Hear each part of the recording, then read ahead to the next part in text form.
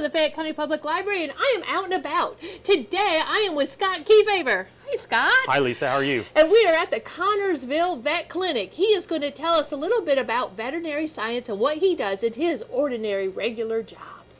Okay, I'm, like she said, Scott Kefever. I'm a veterinarian here in Connersville, Indiana.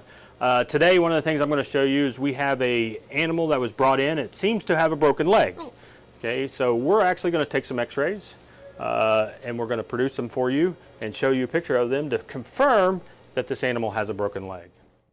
All right, so once we get the x-ray, we'll prove that this is broken.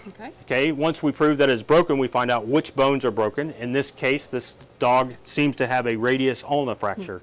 Okay, now in a dog, it'd be a front leg.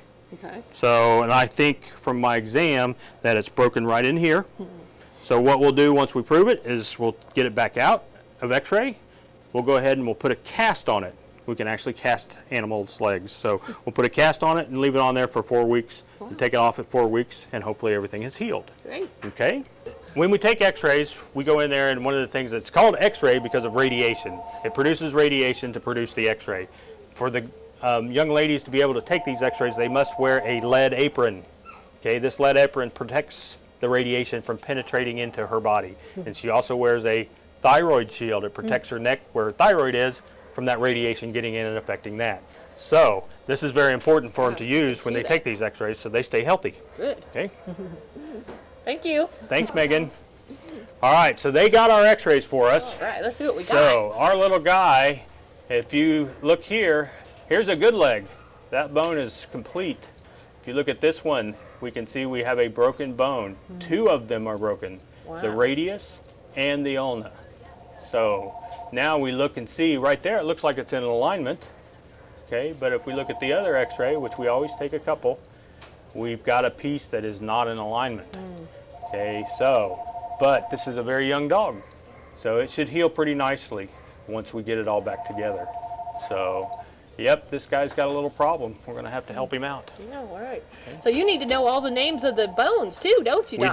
We do. Wow. So how many bones does a dog have? 211, I think. Wow. Don't quote me on that. I don't necessarily remember. I've forgotten a lot of anatomy in my years. Okay. So anatomy is important to know too, huh? It is. It's very important because not only do you, like I said radius and ulna. We've also got, these are metacarpals.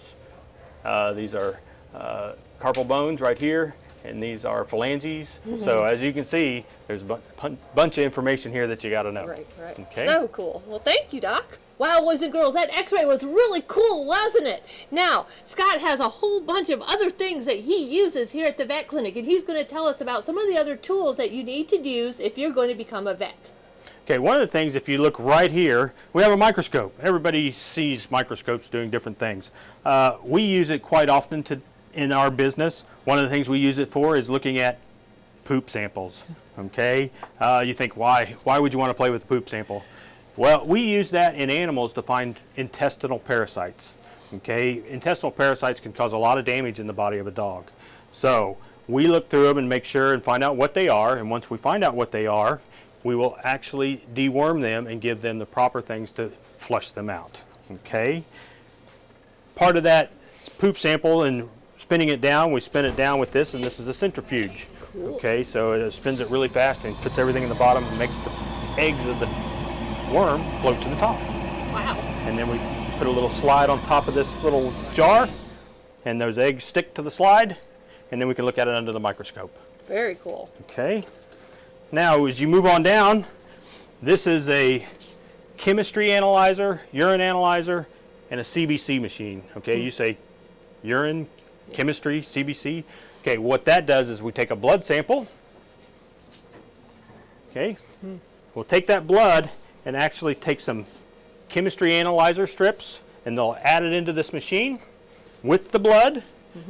This does it all automatically. Once it goes through it all, it'll prop out information on a piece of paper for us that tells what those values are. And it'll check the values of the kidneys, the liver, the pancreas, and other electrolytes in the body.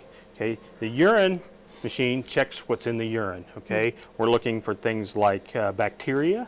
We're looking for blood in the urine. We're looking for sugar in the urine, and it tells us whether it's diabetic. Oh. Okay, And then the CBC machine, which is all the way down here, it checks the red blood cell counts. The red blood cell count, the white blood cell count. Red cells are the red ones that you see.